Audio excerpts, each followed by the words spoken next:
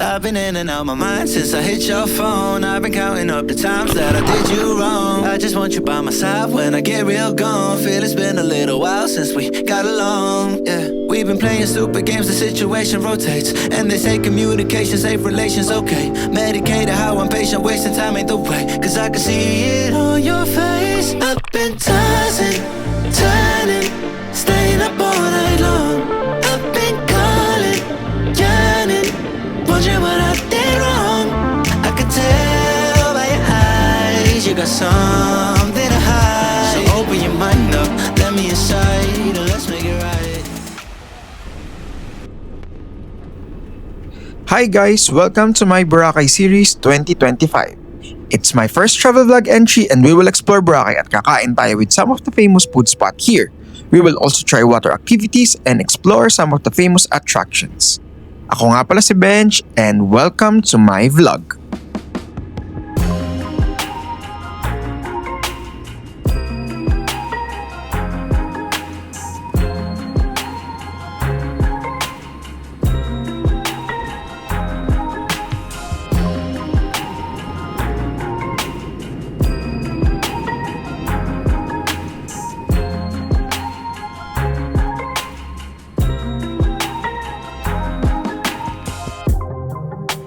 It's November 18 today at kakatapos lang ng bagyo. Sabi nila, November is the best month to go to Boracay. Wala daw lumot at hindi maulan. So hopefully maging maganda ang weather during our stay para ma-chill natin ang travel na to. We just landed here at Boracay Airport. Travel time is approximately 45 minutes. Sobrang bilis lang. Kaka-take off lang then biglang may announcement na nagdi-descent na daw. No time for eating, so I suggest na mag-snack na kayo before boarding the plane. We flew via AirAsia and our round-trip ticket cost around 2,500 each. Walang kasamang check-in baggage at food. We booked 3 months before and we got it on seat sale. Ay, ano ba yun? Ito, kanino ba to? Sa'yo ata, Tree. Ha? Hindi, kasi luma.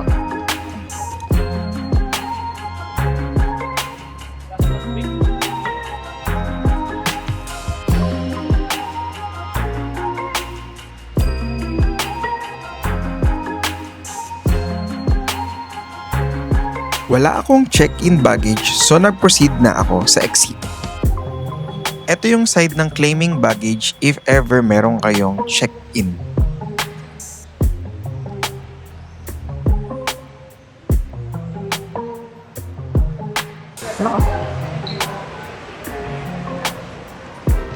Touchdown, Boracay.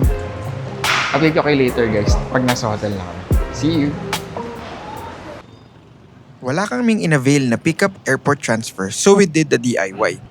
Madali lang naman at may guide paglabas mo. First mag-tricycle going to the port, 100 pesos, good for 2 na yon. Then pagdating sa port may babayaran kang terminal fee na 150 pesos and environmental fee of 150 pesos. Ang boat fee ay 50 pesos each.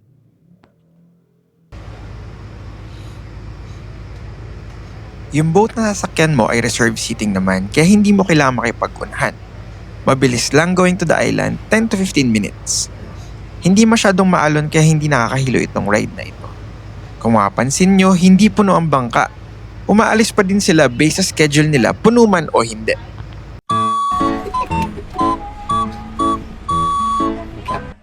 After mong makadating sa island, sasakay ka ng e-trike going to your accommodation. 150 ang binayad namin at hanggang looban pumapasok ito. Hi guys, activity number 1, let's go! After namin mag-check-in sa hotel, nag-quick lunch lang kami and may nakasalubong kami na manong na nag-aalok ng activity. Gusto talaga namin ng scuba diving pero upon checking kasi ng online, may mga certain time lang na available kaya hindi naswak sa oras namin. May mga pre-book na kasi kami from Klook kaya kala namin hindi na maisisingit. Pero ginawa ng paraan ni Manong para ma-accommodate kami sa time na available pa kami. This scuba diving is 1,200 per head including all the gears and pick-up transfer from the hotel. Kasama na din dito ang orientation at training before kaisabak. Wala akong experience sa pagdadive pero marunong akong lumangoy kaya excited ako. Sir, lahat ng gamit natin, sir, dito natin nilagay po. Tapos meron tayong parang locker doon, nalagayan ng mga gamit ninyo. Lahat ng gamit nyo ay need iwan sa locker nila dahil hindi sila liable if may masisira or mabasa during the activity, kaya they suggest na iwan na lang. In my case, dala ko ang aking Insta360 Go Ultra na may diving case kaya pinayagan niya ako, pero at my own risk. This activity nga pala ay may kasama ng underwater pictures and videos from them. Isasend nila sa mobile nyo after. This e-trek going to Station 1 is free, kasama na to sa binayadan nyo. Medyo mabigat yung gear na nakakabit sa akin kaya medyo mahirap maglakad. Papunta na kami sa Astoria Station 1, doon ang boat namin going to the diving spot.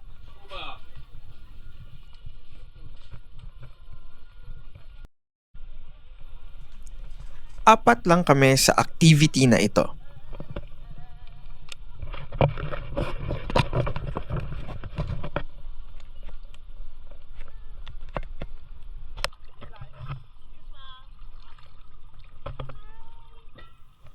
First time kong gamitin ang camera ko underwater kaya medyo kinakabahan ako. My diving case is from a third party na mas cheaper compare sa Insta mo mismo bibilin, around 500 lang ata. Pero in fairness, it works perfectly.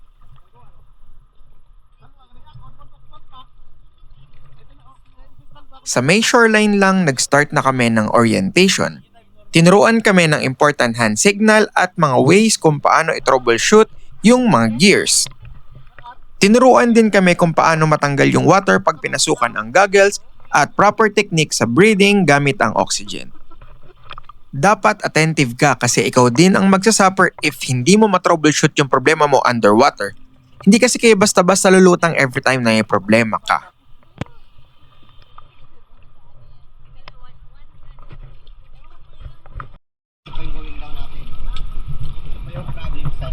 Halimbawa, may problema po tayo sa lamang tubig. Halimbawa, masakit po yung tenga natin. Susanin kayo ng problem sign, and then ituro lang po natin kung anong problema natin sa part ng katawan.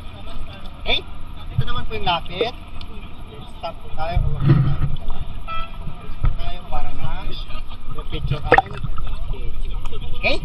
Ito naman po yung dahan-dahan. Kapag nakikita ko kayo ng demonstrate na mabilis po yung video natin, ma'am, stop. Okay?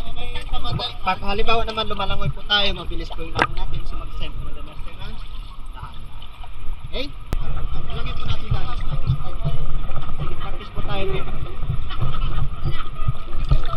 So mamaya, nilinisan natin yan bago natin nilinisan. So dito, practice lang muna tayo. Dito, pinapractice ko na ang aking breathing technique na gagamitin ko underwater.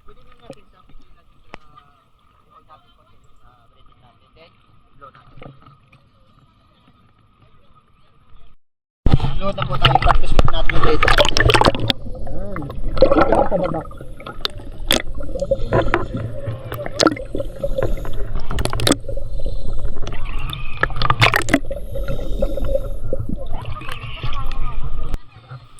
Sumakay na kami ng bangka going to the diving spot.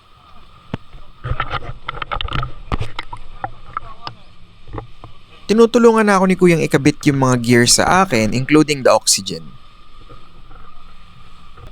Nilagyan rin ng sabon ng aking goggles para malinaw ang aking makita underwater. Babanlawan ito bago kami mag-dive. Nilagay na rin ang aking diving fins para makatulong sa akin sa paglalangoy.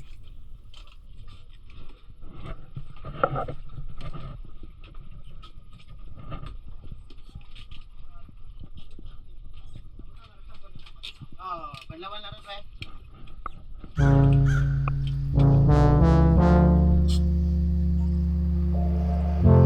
Let's explore underwater with me. Blame it on me. You're just too scared to be lonely. No one's safe from the reaper. Not a saint nor a sinner. Rage under my skin, slowly descend into madness. Let it spread like a virus. Be a friend with the violence. Help, there's blood on my hands. Somebody save me from myself.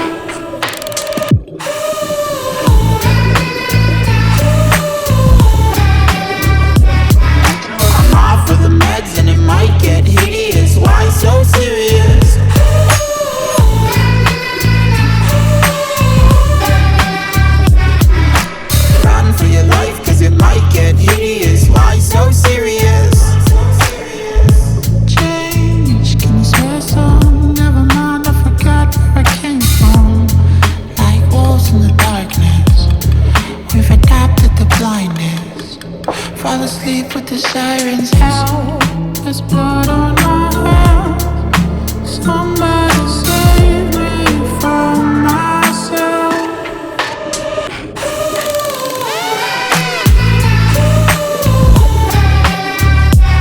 I'm off with the meds and it might get hideous. Why so serious?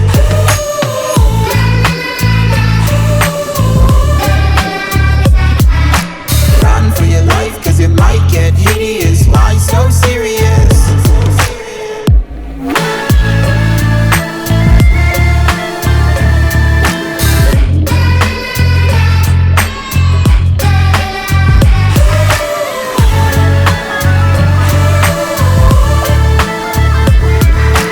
Run for your life, cause it might get hideous. Why so serious?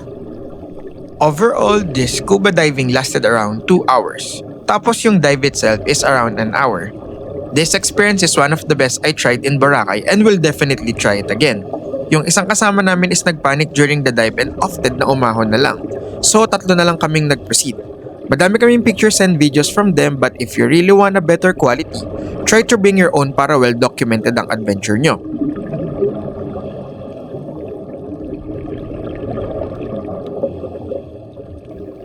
After ng diving adventure, let us all take time to appreciate one of the best sunset in the world.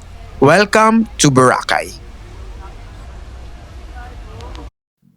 360 view. I've been in and out my mind since I hit your phone. I've been counting up the times that I did you wrong. I just want you by my side when I get real gone. Feel it's been a little while since we got along. Yeah, we've been playing super games, the situation rotates, and they say communications. Hi guys, it's already 7 o'clock in the evening. Samahan nyo akong kumain ng dinner here at Boracay. Tara!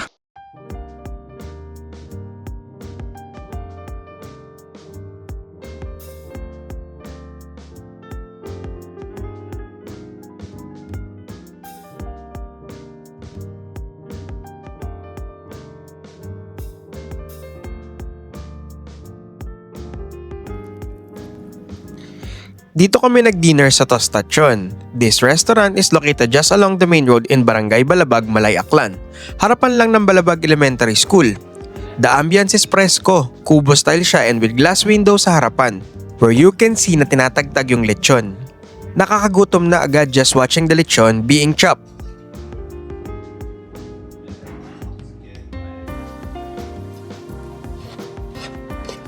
This kare-kare with lechon is a good combination.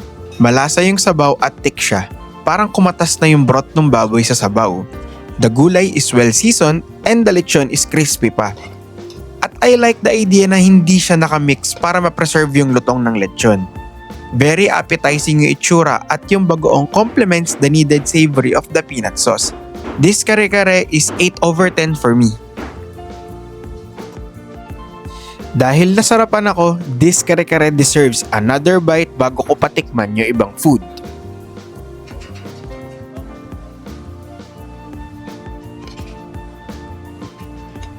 Another bite.